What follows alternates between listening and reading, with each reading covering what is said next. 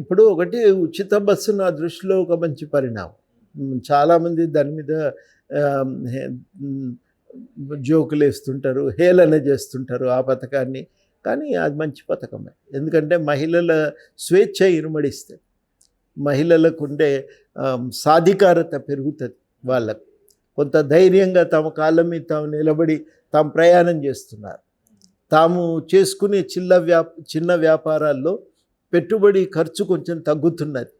ఇట్లాంటివన్నీ కూడా వాళ్ళకు లాభించేటువంటి విషయాలు. అది నా దృష్టిలో ఒక మంచి పథకం. తర్వాత సన్నబియ్యం సరఫరా చేయటం కూడా చాలా బాగుంది. ఆహ్, ఇది ఒకటి గవర్నమెంట్ ఇస్తున్నది. ఉచిత విద్యుత్ గాని, ఇవన్నీ కూడా మంచి స్కీమ్స్ గవర్నమెంట్ అమలు చేస్తున్న దాంట్లో. స్కిల్ యూనివర్సిటీ పెట్టడం కూడా ఒక మంచి ఆలోచనతో వీళ్ళు చేసినటువంటి నిర్ణయమే. వీటిని నేను అనుకోవటం ఇవి కొన్ని మంచి నిర్ణయాలు జరిగినాయి. ఏది పేద ప్రజలకు లాభించే విషయమో, ఏది అసమానతలను తొలగించడానికి ఉపయోగపడుతుందో దాన్ని మనం ఎప్పుడు కూడా హర్షించాలి, ప్రోత్సహించాలి.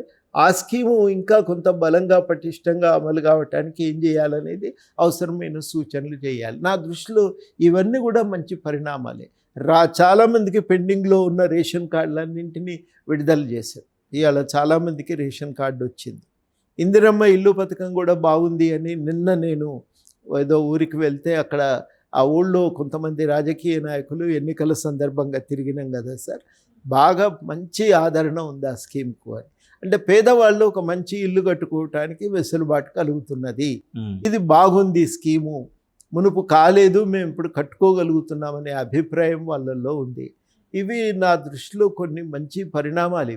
ఈ పరిణామాలను వాళ్ళు దృష్టిలో కాపాడుకుంటూనే ఇంకా నేను చెప్పినట్టుగా పేదరిక నిర్మూలన, అసమానతల నిర్మూలనకు తోడ్పడేటువంటి విధి విధానాల మీద ఎక్కువ ప్రాధాన్యతనిచ్చి వాటిని ముందు అమలు చేయటానికి పూనుకోవాలి. అందులో ఈ మహిళలకు కొంత పింఛను అన్నది కూడా అది ఒక ఉపయోగకరమైనటువంటి పథకం అని నేను భావిస్తున్న. దాని గురించి కూడా ప్రభుత్వం కొంత దృష్టి పెట్టాలి. వెంటనే ఇవ్వలేకపోవచ్చు, కానీ ముందు కొంత పైకం ముందు ఇచ్చి మెల్లమెల్లగా దాన్ని పెంచుకుంటూ పోవచ్చేమో.